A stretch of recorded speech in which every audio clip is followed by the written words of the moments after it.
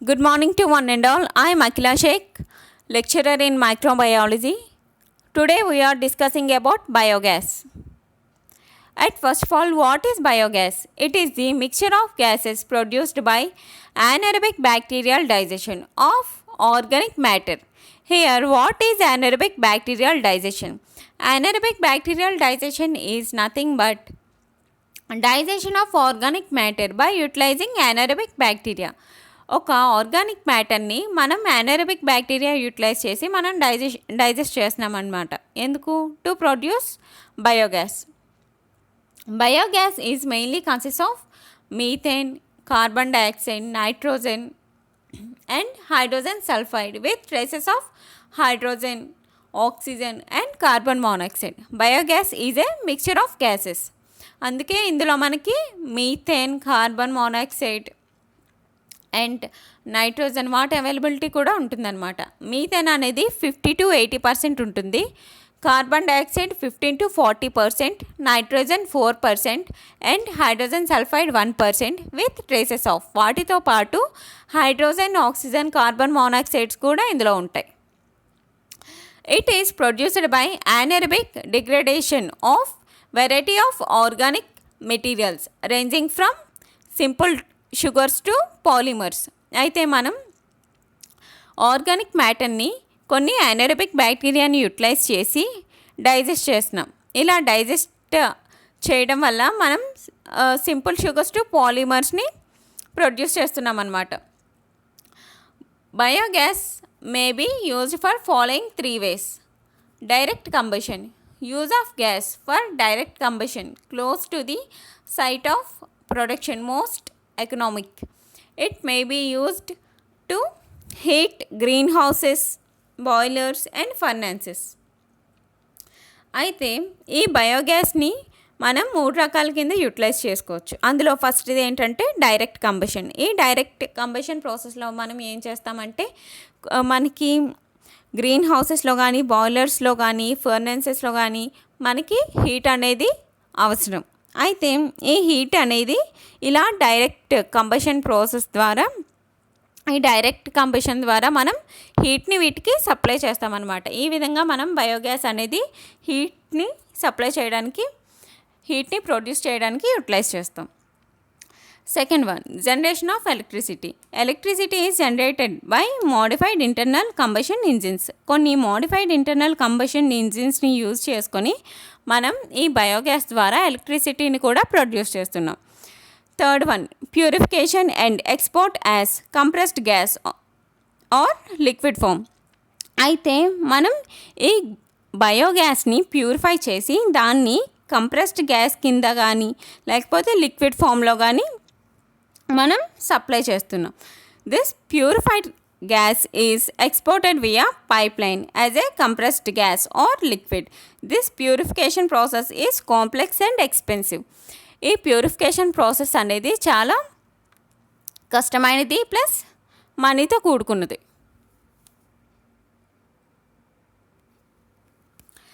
The substrate usually employed for biogas generation is a waste product of industrial, agriculture and animal husbandry.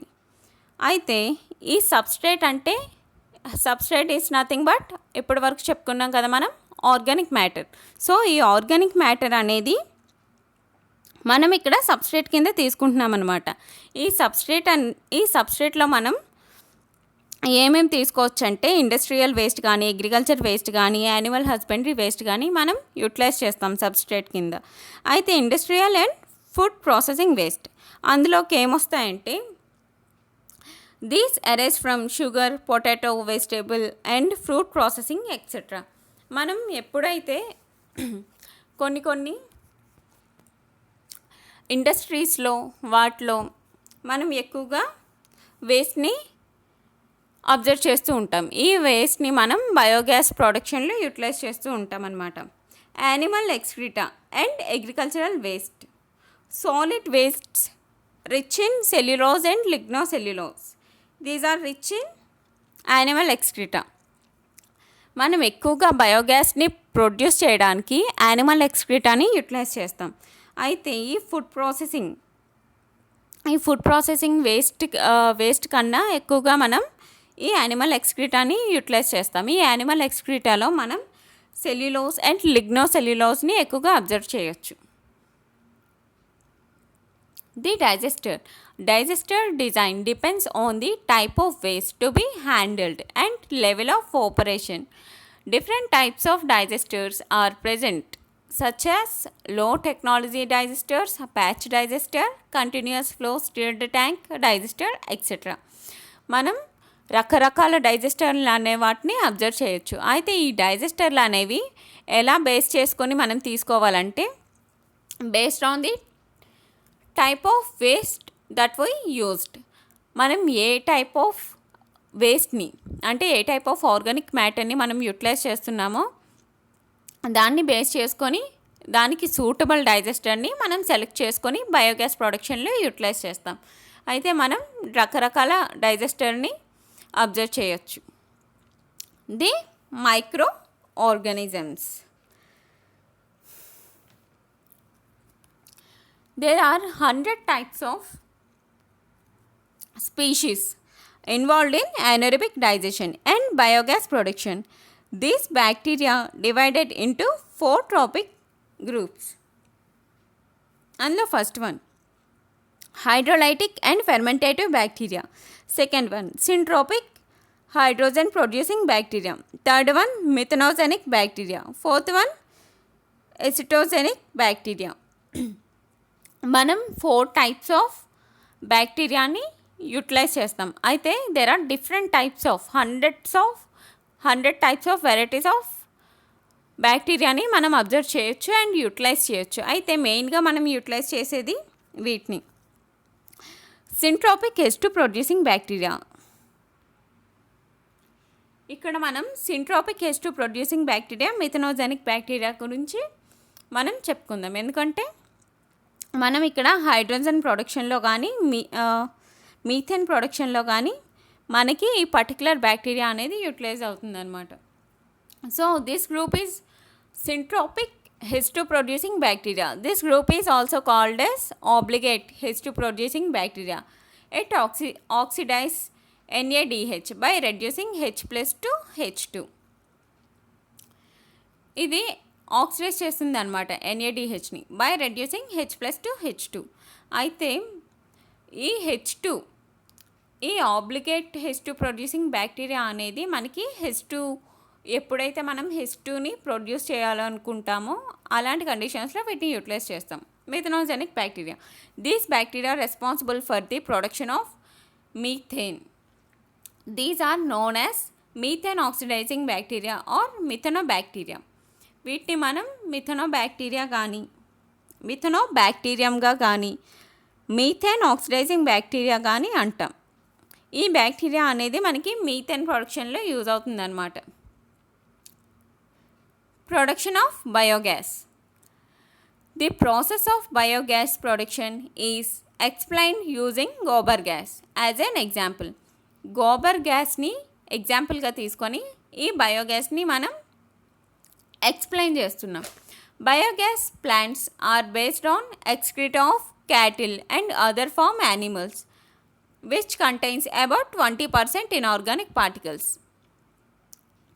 అయితే ఈ గోబర్ గ్యాస్లో మనం ఎక్కువగా ఈ gobar gas ప్లాంట్స్లో మనం ఎక్కువగా సబ్స్ట్రేట్ కింద దేన్ని తీసుకుంటామంటే excreta ఆఫ్ క్యాటిల్స్. ఈ excreta ఆఫ్ క్యాటిల్స్ని మనం ఎక్కువగా తీసుకుంటాం. అయితే అందులో 20% ఆఫ్ ఇనార్గానిక్ పార్టికల్స్ ఉంటాయి. ఈ 20% of inorganic particles, these 20% of inorganic particles are nothing but dust particles. Then the level of inorganic particles decreased by adding dung with water. ఎప్పుడైతే మనం వాటర్ని డంగ్కి యాడ్ చేసామో వాటి కంటెంట్ అనేది డిక్రీజ్ అయిపోతుందన్నమాట. Optimal temperatures for biogas production are between 35 to 38 degrees centigrade. మనకి 35 to 38 degrees centigrade temperature ఉన్నప్పుడు మనం ఈ బయోగ్యాస్ ప్రొడక్షన్ని స్టార్ట్ చేస్తాం. Lower temperature leads to lower gas yield. ఎప్పుడైతే మనకి 35 కన్నా తక్కువ టెంపరేచర్ అనేది ఉందో అప్పుడు మనకి బయోగ్యాస్ ప్రొడక్షన్ అనేది తగ్గిపోతుంది. This digesters are utilised for the production of biogas. అయితే ఈ బయోగ్యాస్ని ప్రొడ్యూస్ చేయడానికి మనం కొన్ని డైజెస్టర్స్ అనేవి యూటిలైజ్ చేస్తామన్నమాట. అదే వింటర్ కండిషన్స్లో వాటిలో అయితే మనకి టెంపరేచర్ అనేది బేసిక్గా తక్కువగా ఉంటుంది కాబట్టి అప్పుడు మనకి బయోగ్యాస్ ప్రొడక్షన్ అనేది ఇంకా కష్టం అవుతుంది. సో అలాంటి కండిషన్స్లో ఏం చేస్తారంటే కొన్ని ఇన్సులేటర్స్ వాటిని యూటిలైజ్ చేసి మనకి బయోగ్యాస్ అనేది ప్రొడ్యూస్ చేస్తారు. ఇందులో మనం చూసుకున్నట్టయితే మీథేన్ ప్రొడక్షన్. సో మనం మీథేన్ ప్రొడ్యూస్ చేయాలన్నా, హైడ్రోజన్ ప్రొడ్యూస్ చేయాలన్నా మనం తీసుకున్న సబ్స్ట్రేట్ని బేస్ చేసుకుని ఉంటుందన్నమాట. అయితే మనకి ఈ సబ్స్ట్రేట్లోనే ఈ వేస్ట్లోనే మనకి మైక్రో ఆర్గానిజమ్స్ అనేవి ఉంటాయి. సో మనకి హైడ్రోజన్ ప్రొడ్యూస్ చేయాలనుకుంటే సమ్ ఆబ్లిగేట్ మైక్రో ఆర్గానిజమ్స్ని మనం తీసుకుంటాం. Some obligate H two producing బ్యాక్టీరియాని మనం తీసుకుంటాం. అదే మీథేన్ ప్రొడ్యూస్ చేయాలంటే మీథేన్ ఆక్సిడైజింగ్ బ్యాక్టీరియాని మనం తీసుకుంటాం. Production of methane, it is mainly ప్రతిదానికి ఏ గ్యాస్ ప్రొడ్యూస్ చేయాలన్నా ప్రొడక్షన్కి ప్రాసెస్ ఒకటే.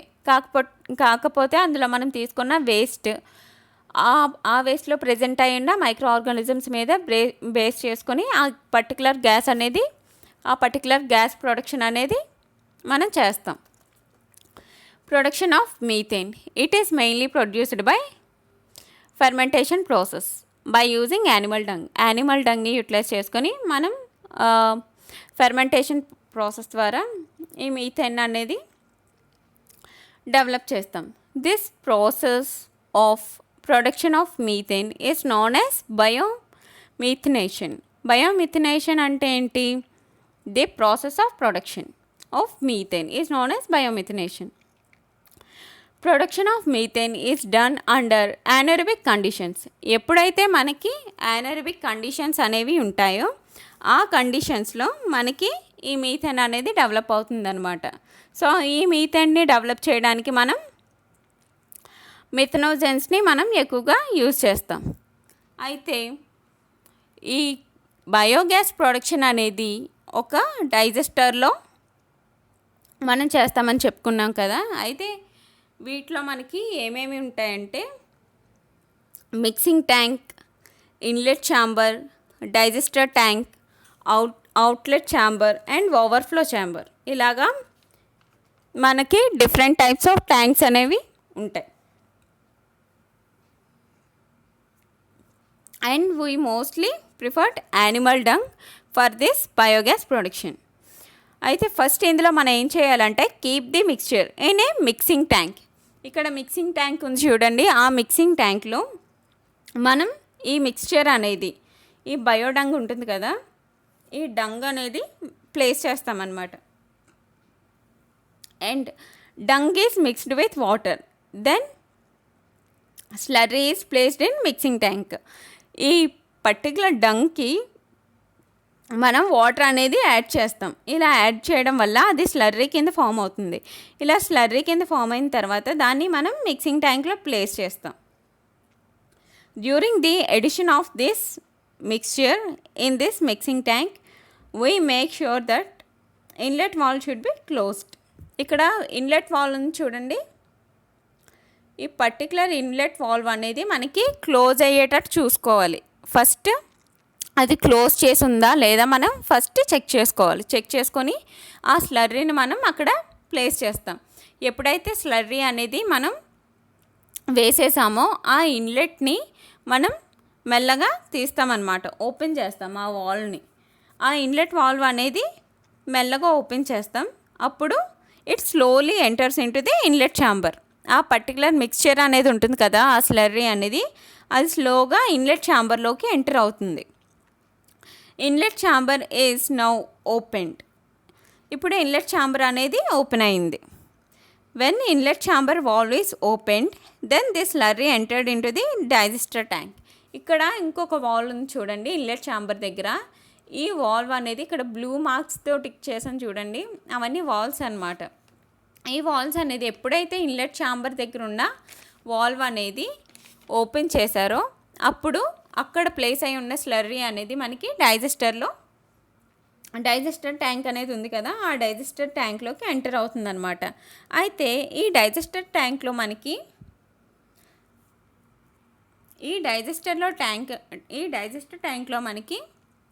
ఈ స్లర్రీ అనేది సగమే ఫిల్ అవుతుంది. Okay, it is partially filled. ఎందుకంటే మనకి తర్వాత ఈ మైక్రో ఆర్గానిజమ్స్ అనేవి వాటి యాక్టివిటీని చూపిస్తాయన్నమాట. వాటి యాక్టివిటీ చూపించినప్పుడు మనకి ప్రెజర్ అనేది డెవలప్ అవుతుంది. అందుకే మనం దీన్ని పార్షియల్గా ఫిల్ చేస్తాం. ఇక్కడ కూడా చూసారు కదా, సగమే ఫిల్ చేస్తాం. ఇలా ఫిల్ చేయడం వల్ల ఇలా ఫిల్ చేసి మనం ఆ పర్టికులర్ వేస్ట్ మెటీరియల్లో మైక్రో ఆర్గానిజమ్స్ ఉంటాయని మనం చెప్పుకున్నాం కదా. ఎలాగో మైక్రో ఆర్గానిజమ్స్ ఉన్నాయి కాబట్టి దాన్ని అలాగా ఒక 2 months వరకు అలా ఉంచేస్తామన్నమాట. అలా 2 months వరకు ఉంచేసిన తర్వాత once you leave this tank for 2 months, ఎప్పుడైతే మనం ఈ 2 months వరకు ఉంచేసామో అలాగా methanogens present in the slurry will get decomposed in water, then gas will be released. ఎప్పుడైతే మనం 2 months అలా కంటిన్యూస్గా దీన్ని ఇలా వదిలేసామో దాంట్లో ఉన్న మిథనోజన్స్ అనేవి యాక్ట్ చేస్తాయి అన్నమాట. ఆ స్లర్రీని డీకంపోజ్ చేసి ప్రెజర్ అనేది డెవలప్ చేస్తుంది అనమాట. అంటే గ్యాస్ అనేది రిలీజ్ చేస్తుంది. ఇలా గ్యాస్ రిలీజ్ అవ్వడం వల్ల మనకి ప్రెజర్ అనేది ఇంక్రీజ్ అవుతుంది. ఇలా మనకి ప్రెషర్ అనేది ఇంక్రీజ్ అయిన తర్వాత మనకి ఇక్కడ వాల్వ్ ఉంది చూడండి, ఆ వాల్వ్ కూడా ఓపెన్ చేసేస్తాం. ఓపెన్ చేసేసిన తర్వాత అందులో ఉన్న స్లర్రీ అనేది అవుట్లెట్ ఛాంబర్లోకి ఎంటర్ అవుతుంది.